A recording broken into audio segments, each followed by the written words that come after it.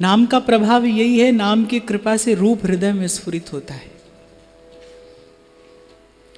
यहाँ के रसिकों का भजन है, प्रियालाल की लीला चिंतन करना। पर रूप की कल्पना एक और विषय है, और रूप का हृदय में स्फुरण होना ये दूसरी बात है। आप सर्वप्रथम नाम का आश्रय लीजिए, नाम की कृपा से रूप हृदय में स्फुरित होगा। और यदि तुम्हें पुकारते पुकारते तुम्हारा रूप हृदय में स्फुरित हो, मुख चंद्र की ये चांदनी ये कुंज में छाई रहे, छवि पान मत चकोर अखियां, देख बौराई रहे।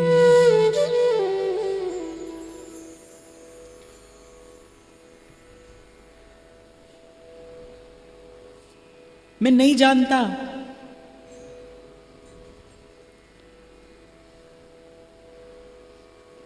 कि किस दिशा में तुम्हें पुकारना है, किस दशा में तुम्हें पुकारना है। हितरिवंश महाप्रभु सुधानिधि का आरंभ करते हैं कहां से? यस्या कदापि वसनांचल खेलनोत्थ, धन्याति धन्य पवनेन कृतार्थमानि, योगीन्द्र दुर्गम गतिर मधुसूदनोऽपि, तस्या नमोस्तु वृषभानुभुवो दिशे। भ्रमरावली का निवारण करते करते कवि सहज जिनके नीलांचल का छोर उठ गया, उस नीलांचल के हिलने से जो समीर प्रसारित हुआ वो श्री लाल जी के श्री अंग को जाकर लगा। यस्या कदापि वसनांचल खेलनोत्थ, सहज क्रीड़ा में जिनके वसनांचल के हिलने से प्रसारित समीर श्री लाल जी के श्री अंग को जाकर लगा। योगीन्द्र दुर्गम गतिर मधुसूदनोपि, तस्या नमोस्तु वृषभानुभुवो दिशेपि। यस्या कदापि वसनांचल खेलनोत्थ, धन्याति धन्य पवनेन कृतार्थमानि, जिहि देश प्रीतम बसे, तहाँ की प्यारी लागे पौन। अरे जिस देश में प्रीतम बसे वहां की तो पवन भी आए तो प्रिय लगती है। वो घड़ी दो घड़ी जहां बैठे, वो जमी महके वो शजर महके, तेरी खुशबू से सारा घर महके। यहाँ जो श्वास आप लेते हैं वो प्रियालाल के श्री अंगों का स्पर्श करके आया पवन है।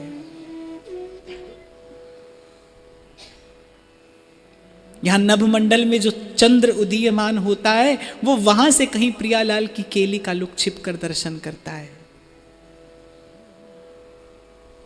तो लाल जी जिस दिशा से वो पवन आती है, वो प्रिया जी के अंगों की सुवास का प्रसाद लेकर जो पवन आई है, लाल जी के श्री अंगों को स्पर्श किया है। और योगीन्द्र दुर्गम गति मधुसूदन, यो ब्रह्म रुद्र शुक नारद भीष्म मुख्यैरालक्षितो न सहसा पुरुषस्य तस्य, वो शिखंड मौली श्री कृष्ण स्वयं को धन्य नहीं धन्याति धन्य पवनेन कृतार्थमानि।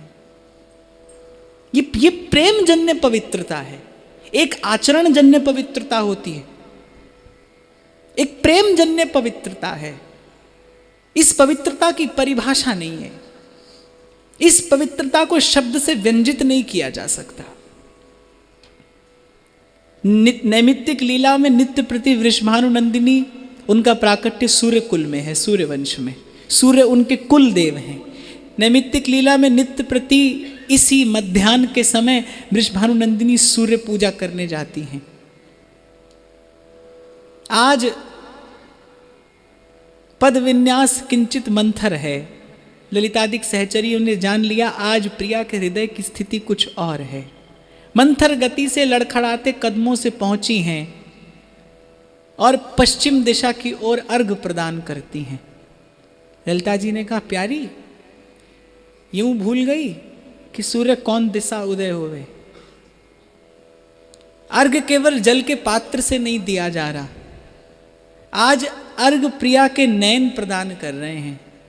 बोले, ललिता काऊ को सूर्य कहूं ते उदय होवे, मेरो सूर्य तो यहीं ते उदय होवे। पश्चिम में नंद बाबा का घर है, मेरा सूर्य तो यहीं से उदय होता है।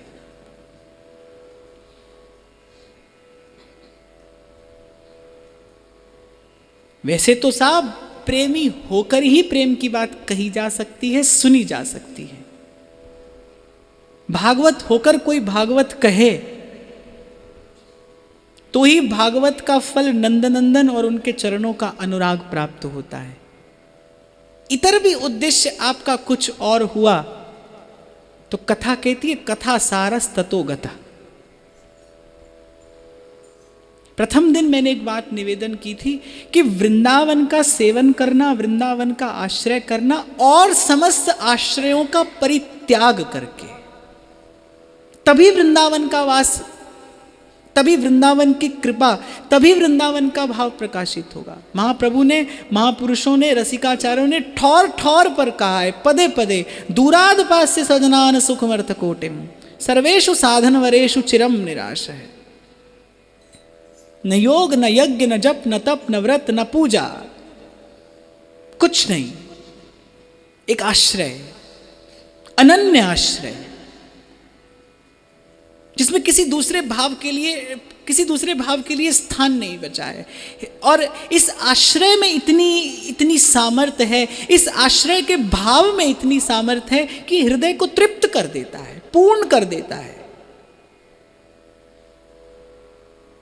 वृंदावन की रज की साधना के फलस्वरूप क्या मिलेगा ये किसी ने नहीं बताया।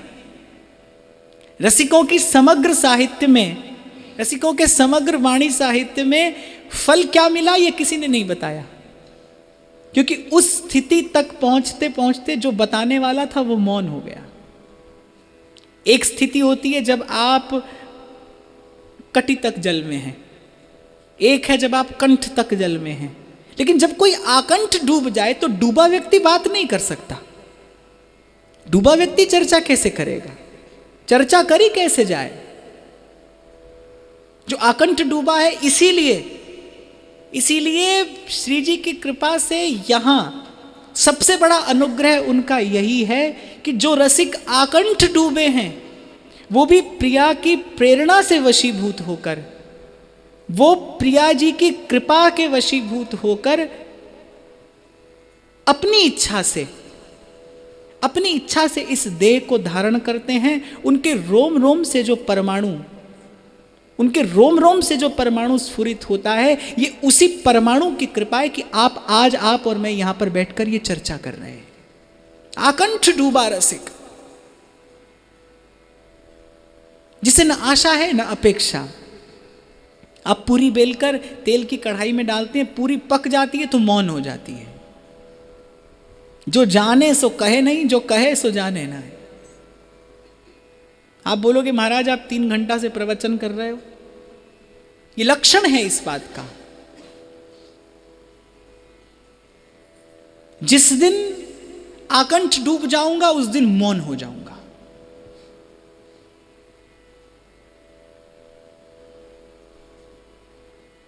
जब लो लगन लगी नहीं तब ही लो सिद्धांत, लगन लगी तब जानिए कथा श्रवण सब भ्रांत। जब लो लगन लगी नहीं, ये जितना कुछ हो रहा है ये भूख बढ़ाने के लिए है। अभी आप और मैं विवश नहीं है। नारद जी कहते हैं भक्त का लक्षण क्या है, तद विस्मरणम परम व्याकुल तेति। जिन नहीं समझो प्रेम रस 300 कहा अलाप,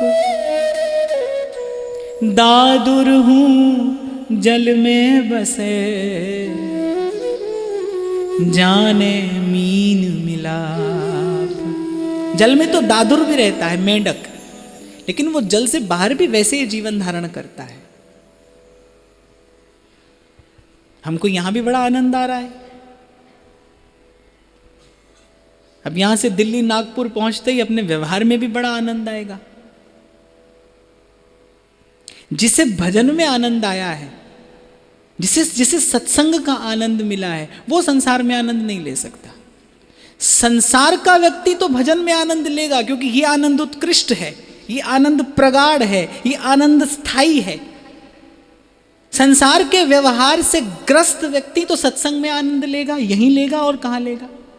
लेकिन सत्संग के आनंद का जिसे आस्वादन हुआ है, वो व्यवहार में नहीं रम सकता। कल मैंने कहा था, प्रारब्ध विवशात व्यवहार करेगा, लेकिन व्यवहार में रमेगा नहीं। नौका जल में रहेगी, लेकिन जल नौका में नहीं आएगा। इसी प्रकार सत्संग जीने की कला सिखाता है। मैंने कहा ना, सत्संग मिल जाएगा तो संसार में से आध्यात्म खोज निकालोगे। यही खोज है, वहीं आपको खोजना है। छोड़कर कहां जाओगे? मुझसे कितने लोग प्रश्न करते, बोले महाराज जी आपका वृंदावन में स्थान कहां है? सबसे पहली बात यही पूछते हैं। मैंने कहा एक है, और तुम सबकी कृपा रहे वो ही रहे। वृंदावन में मेरा स्थान मेरे राधा वल्लभ लाल के चरण कमल हैं, वही स्थान चाहिए मुझे। फिर महाराज जी आपका कोई आश्रम नहीं है? मैंने कहा भैया मैं आश्रम बनाऊंगा, तुम आके उसे घर बना दोगे। तुम ही तो आओगे, नहीं आओगे क्या? तुम ही तो आओगे। मैं आश्रम बनाऊंगा, तुम उसे घर बना दोगे। मैं तुम्हें ऐसा तरीका बताता हूं, तुम अपने घर को आश्रम बनाओ। जहां रहो, जिस स्थिति में रहो, तुम्हें कहीं नहीं आना है, कहीं नहीं जाना है। जितना आवश्यक ये जानकारी लेना है कि तुम्हें कहां जाना है, उससे कहीं अधिक आवश्यक, उससे कहीं अधिक महत्वपूर्ण ये जानना है कि तुम्हें आरंभ कहां से करना है। देखा देखी भक्ति को व्यास ना होई निभा, कुल कन्या की रीस को जो गणिका करे विवाह। एक ऊंचे कुल की कन्या से प्रतियोगिता करके यदि एक वेश्या विवाह कर ले, उसके विवाह की कोई कीमत नहीं है, कोई मोल नहीं है। आरंभ कहां से करना है ये जानना आवश्यक है। इस मार्ग पर आप सबकी एक अलग अलग यात्रा है, आप सबकी एक अलग अलग यात्रा है, आप सब एक अलग अलग दूरी तय करके आए हैं। इसीलिए स्वयं से परिचय होना आवश्यक है। इसीलिए मैं कई बार निवेदन करता हूं, जिसके जीवन में एकांत और मौन नहीं है वो कभी साधक नहीं बन सकता। ये दो चीज आपके जीवन में होनी आवश्यक है, मौन और एकांत। आज तो साहब साधु के जीवन में भी मौन और एकांत नहीं रहा। भक्तों की जय जयकार के बीच में आंख खुलती है और उसी के बीच में सो जाते हैं। मूंड मुंडाए भजन को, सिर की मिट गई खाज, खाने को हलवा मिले लोग कहे महाराज। इससे सरल तो आज कुछ नहीं है।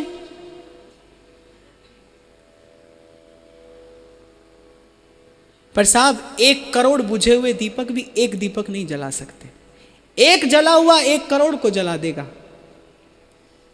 1 करोड़ बुझे हुए एक नहीं जला सकते। आपकी चेतना जागृत होनी चाहिए। इसी के लिए अध्यात्म है। सीधी सीधी सी एक परिभाषा बड़े सीधे से शब्दों में, कि इच्छा के रहते जीवन चला जाए तो मृत्यु है, और मृत्यु जीवन के रहते इच्छा चली जाए तो मोक्ष है। इन्हीं नैनन सब सुख देखे। यहां के रसिकों ने प्रतीक्षा नहीं की कि यहां से जाने के बाद किसी और निकुंज प्रदेश में प्रिया प्रीतम की सेवा में जाएंगे। महाप्रभु ने ठौर ठौर पर कहा, चिर जीवो भूतल ये जोरी। इसी वृंदावन को प्रकट प्रत्यक्ष जाना है, माना है, पहचाना है, साधा है, आराधा है। इसी को ध्याया है और इसी को गाया है, और इसी को ध्याया है, इसी को गाया है, और उसकी कृपा से इसी को पाया है। आपके घर में भी जो भगवान की मूर्त है उसे मूर्त मान के सेवा करो तो सेवा नहीं है। मूर्त की सेवा नहीं होती, मूर्त की पूजा होती है, सेवा नहीं। सेवा तो आत्मवत होती है।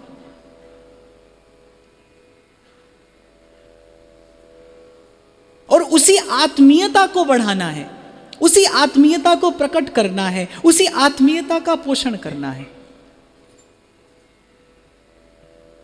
ये यात्रा है कृष्ण से मेरे कृष्ण होने तक, ये यात्रा है श्याम से मेरे श्याम होने तक। जब आरंभ करते हो नाम लेना, उस समय अहमता और ममता संसार से जुड़ी होती है, पर घबराना नहीं। असतो मां सद्गमय तमसो मां ज्योतिर्गमय। किसी दिन संसार छूटेगा और भजन करेंगे, वो दिन कभी नहीं आएगा। आज जब मैं इस बार परसों यहाँ पहली बार आया, तो मेरा तो इस तरफ पहली बार आना हुआ, तो मैंने देखा कि भाई ये तो एक और शहर बस गया यहाँ पर। तो मैं देखता हूँ प्रत्येक व्यक्ति ने यहाँ पर घर खरीदा है, लेकिन होता क्या है, वो बेचारा फ्लैट ही वृंदावन वास करता है। हमारा तो कोई अता पता नहीं है, वही बेचारा यहाँ रहता है। वृंदावन का वास, वृंदावन नित्य और शाश्वत वस्तु है कि जहां चाहता है वहां अपने आप को प्रकट करता है। परंतु जिस प्रकार केसर की खेती कश्मीर में होती है, कश्मीर से बाहर संभव नहीं, लेकिन केसर उत्पन्न होने के बाद उसे कश्मीर से बाहर ले जाया जा सकता है। वृंदावन का सेवन करो, वृंदावन का आश्रय लो। वृंदावन का भाव जिस दिन सुदृढ़ हो जाएगा, उस दिन जैसा मैंने कहा, जड़ पकड़ ले, जड़ नीके गए फिर कछु चिंता नहीं। फिर जहां जाओगे वहां वृंदावन है। जहां जहां जहां जाऊं तुम्हारी सेवा। महाप्रभु के एक परम कृपा पात्र शिष्य विठल दास, महाप्रभु का इतना अगाध प्रेम उनके प्रति कि उनकी आंख खुलती है तो महाप्रभु के श्री चरण का दर्शन करके। योग्य व्यक्ति थे, संभ्रांत थे, बुद्धिमान थे, वीर थे। सौराष्ट्र के राजा ने निमंत्रण भेजा कि मैं आपको अपने प्रधानमंत्री के पद पर नियुक्त करना चाहता हूं। महाप्रभु जब देवबन से वृंदावन आए, कुछ रसिक उनके संग आए थे जो उनके बाल सखा थे। विठल दास उन्हीं में से एक थे। विठल दास बड़े उदास हो गए कि प्रभु, ये सुख, ये संपत्ति, ये समृद्धि, ये तो मुझे जन्म जन्मों में मिलती आई है। इन चरणों का आश्रय, आपका सानिध्य, वृंदावन धाम, ये जाने मुझे कितने जन्मों के उपरांत प्राप्त हुआ है।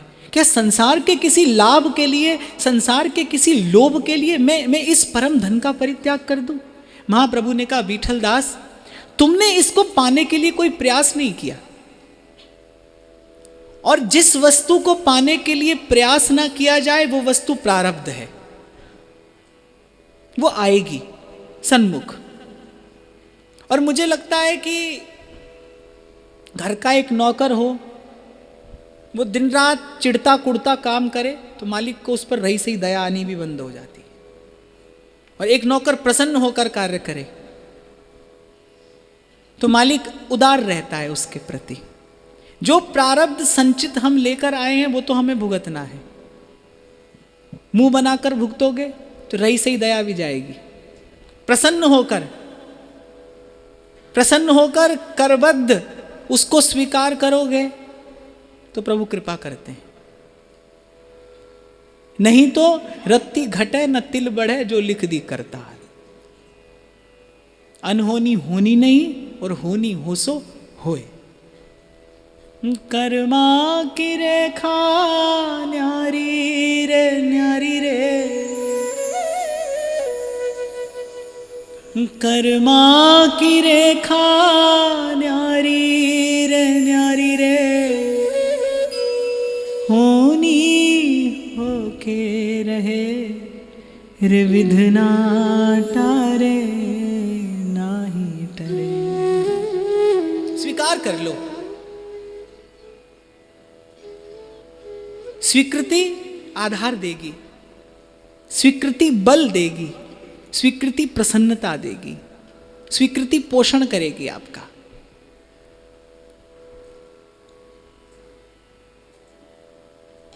लेकिन सत्संग के संस्कार से युक्त चित्त ही संतुष्ट हो सकता है प्रभु के विधान में। एक सांत्वना होती है, एक संतोष होता है। जब कुछ कर नहीं पाए तो फिर चलो ठाकुर जी की इसी में कोई कृपा होगी। भैया तुम्हारे जैसे कितने खिलौने ठाकुर ने बनाए और खेल खेल के छोड़ दिए। सांत्वना एक और बात है, संतोष एक और बात है। सत्संग के संस्कार से युक्त चित्त संतुष्ट होता है, और संतुष्ट चित्त भले भाव सांसारिक हो, धार्मिक हो, सामाजिक हो या आध्यात्मिक हो, संतुष्ट चित्त ही किसी भाव के उल्लास का आनंद ले सकता है। संतुष्ट चित्त।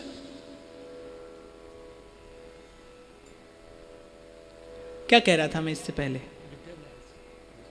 विठल दास जी। नहीं, इसलिए पूछा सुन भी रहे हो या नहीं। तो महाप्रभु ने कहा कि तुमने प्रयास नहीं किया, ये प्रारब्ध है, स्वीकार करो। तुम जहां जाओगे वृषभानुनंदिनी तुम पर कृपा रखेंगे। भारी मन से महाप्रभु का एक चित्र बनाकर ले गए अपने साथ। आज श्री हितरिवंश महाप्रभु का जो चित्र प्राप्त होता है ये उन्हीं विठल दास जी की कृपा है। चित्र बनाकर ले गए श्री महाप्रभु जी का। प्रधानमंत्री थे, समृद्ध थे, धन की, संपत्ति की, वैभव की कोई कमी नहीं थी। 2 बैलगाड़ी और 2 घुड़सवार उन्होंने नित्य लगाए थे, जो नित्य प्रति महाप्रभु का चरणामृत और शीत प्रसाद यहां से लेकर सौराष्ट्र जाते थे। एक पहुंचता था, दूसरा यहां से आरंभ करता था। पूरा जीवन व्रत रहा कि महाप्रभु के श्री चरणामृत को मुख में रखे बिना, जिह्वा पर धारण किए बिना अपने दिन का आरंभ नहीं करते थे। पाया तो महाप्रभु का ही उच्छिष्ट प्रसाद पाया। ऐसी अनन्य गुरु भक्ति, ऐसी अनन्य निष्ठा श्री महाप्रभु जी के चरणों में।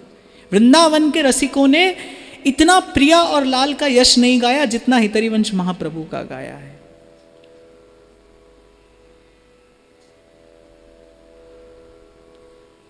जाको ध्यान धरत है श्रीपति, ऐसे वेद बखान, सोरस प्रगट करन के काजे, उदय भय उदयमान। पर उपकार देह धरणम, अगम निगम की कौन चलावे, महाविष्णु के मन नहीं आवे। श्री प्रिया जी की चरण रेणु का वैभव विलास, यस्यांग्री रजस स्पर्शात कोटि विष्णु प्रजायते। भगवान शंकर कहते हैं, अनंत कोटि विष्णु लोक नम्र पद्मजार्चिते, हिमाद्रिजा पुलोमजा विरंचजा वरप्रदे, अनेक मंत्रनाद मंजु नूपुरारवस्खलत, कदा करिष्यसि माम कृपा कटाक्ष भाजनम। उन श्री राधा के यस्या प्रेम घनाकृते पदनक ज्योत्सना भरस्नापित, स्वांतानाम समुदेतिकापि सरसा भक्तिश्च चमत्कारिणी, सामे गोकुल भूप नंदन मनस चोरी किशोरी, कदा दास्यम दास्यति सर्ववेद शिरसाम, यत्तद रहस्यम परम। ये नारद अजईश शुकैरगम्यम, वो रस प्रकट किया। इसीलिए वृंदावन के रसिकों के लिए तो नंद नंदन और वृषभानु नंदिनी और इन युगल का प्रेम, ये जो श्री हरिवंश नाम है, ये किसी आचार्य का नाम मात्र नहीं है। विद्या हरिवंश मंत्र चतुरक्षर जपत सिद्धि भव उद्धरणम। ह अक्षर में हरि बसे, र में राधा नाम, व अक्षर वृंदा विपिन, स सहचरी अभिराम। हरि राधा वृंदावन और सहचरी का जो नित्य विहार है वो श्री हरिवंश नाम है। इसीलिए यहाँ के रसिकों ने कहा है, प्रथम नाम हरिवंश हित, रट रसना दिन रैन, प्रीति रीति तब पाइए और वृंदावन ऐन।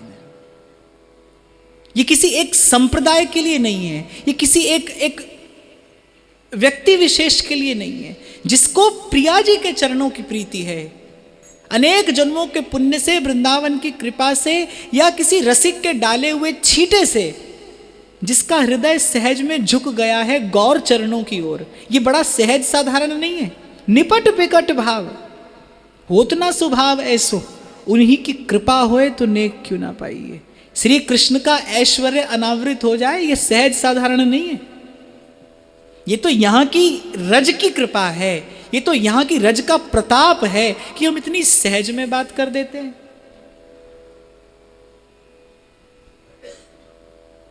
ये तो इस रज की कृपा है कि यहां इतनी सहज में ये वार्ता हो रही है। जहां जहां राधा प्यारी धरत चरण पिए, तहां तहां नैनन के पावरे बनावहीं। यहां तो वृंदावन की कृपा से अधिकार मिला है मुझे ये कहने का, ये गाने का। प्राण हूं ते प्यारी सुकुमारी जू को देखत, बिहारी जू के रोम रोम लोचन है जात है।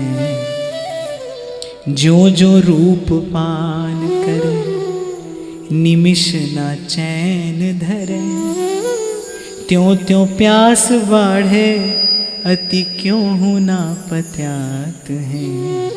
प्राण हूँ ते प्यारी सुकुमारी जू को देखत, बिहारी जू के रोम रोम लोचन है जात। और हित ध्रुव यह बात रहे आवे मन में कि ऐसी सुकुमारी क्यों ना देखी हूं अघाय के। उसका भी उत्तर देते हैं, डीठ हूं को भार जान देखत ना दीठ भर, ऐसी सुकुमारी प्यारे प्राणनु ते प्यारी है। डीठ हूं को भार जान, नजर ये हमारी न लग जाए तुमको, यही सोच कर तुमको कम देखते, यही सोचकर तुमको कम देखते हैं। नेक प्रसन्न दृष्टि पूरन कर, नहीं मोतन चितयो प्रमदाते। लाल के मन में क्या व्याकुलता है, बोले प्रिया ने कभी प्रसन्न दृष्टि से देखा ही नहीं, कभी पूर्ण दृष्टि से देखा ही नहीं। और वहां प्रिया कहती है, प्यारे आपके प्रेम से विव्वल हूं, विवश हूं। भजन जीवन की आवश्यकता ना हो, भजन जीवन की विवशता हो। और वृंदावन की सीमा से बाहर जो भजन है वो भी उसी का है, भजन है, लेकिन वो आवश्यकता तक सीमित है। विवश वृंदावन का भजन करता है। इसीलिए यहां के रसिकों ने कहा, या ते परे न और कोई भजन न और कोई सुख। एक विवशता है, एक व्याकुलता है। लाल तृषा को सिंधु है, प्रिया उदधि सुकुमार, पिबत पिलावत पिबत पिलावत पिए दो और नेक न मानत हार। लाल तृषा को सिंधु है, प्रिया के रूप का पान करते करते करते लाल की तृषा प्रतिपल वर्धमान है। और जिस गति से लाल की तृषा बढ़ती है, उसी गति से प्रिया के हृदय की उदारता बढ़ती चली जाती है। ये जो नाम हम लोग गाते हैं, पिए प्यारी, यहां के रसिक कहते कहां से आया। लाल जी कहते हैं प्यारी प्यारी प्यारी, प्रिया कहती हैं पीऊ पीऊ पीऊ। पिवत पिवावत रसिक दो और नेक न मानत हार।